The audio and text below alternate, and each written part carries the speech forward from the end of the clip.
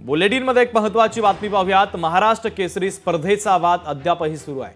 महाराष्ट्र केसरी स्पर्धेचा लौकिक टिकवण्यासाठी आता जिल्हाधिकारी कार्यालयाच्या समोर लाक्षणिक उपोषण करण्यात येणार आहे। यंदाच्या महाराष्ट्र केसरी स्पर्धेचा वाद अद्यापही सुरू आहे। असं असताना डिसेंबरमध्ये पुन्हा महाराष्ट्र केसरी स्पर्धा घेण्याचं नियोजन वरिष्ठ पातळीवर सुरू आहे। आज डबल महाराष्ट्र केसरी चंद्रहार पाटील लाक्षणिक उपोषणाला बसलेत। या आंदोलनामध्ये मोठ्या संख्येने सहभागी होण्याचं आवाहन डबल महाराष्ट्र केसरी चंद्रहार पाटलांनी केलेलं आहे। आणि याचा आढावा घेतला आमचे प्रतिनिधी संजय देसाई यांनी। पाहूयात। महाराष्ट्र केसरीचं लौकिक टिकवण्यासाठी आज डबल महाराष्ट्र केसरी चंद्रहार पाटील दिवसभर उपोषणाला बसणार आहेत।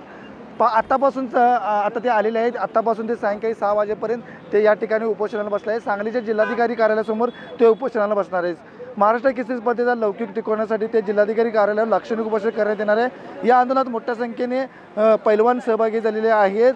महाराष्ट्र केसरी स्पर्धेचा वाद अद्यापही सुरू आहे। असं असताना डिसेंबरमध्ये पुन्हा महाराष्ट्र केसरी स्पर्धा घेण्याचे नियोजन वरिष्ठ पातळीवर सुरू आहे। एका वर्षात 2 महाराष्ट्र केसरी स्पर्धा होत आहेत। त्यामुळे संघटनात्मक राजकारणातून अशा प्रकारे 2-2 स्पर्धा घेणे अत्यंत चुकीचे आहे। त्यामुळे महाराष्ट्र केसरी या मानाच्या स्पर्धेचे महत्त्व कमी होईल। महाराष्ट्र केसरी कुस्ती स्पर्धेला मोठी परंपरा इतिहास आहे।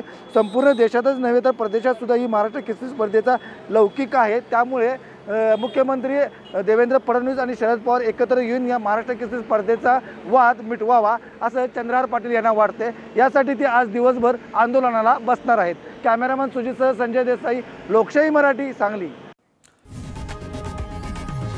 लोकशाही मराठी ऐका, पहा, जागरूक रहा।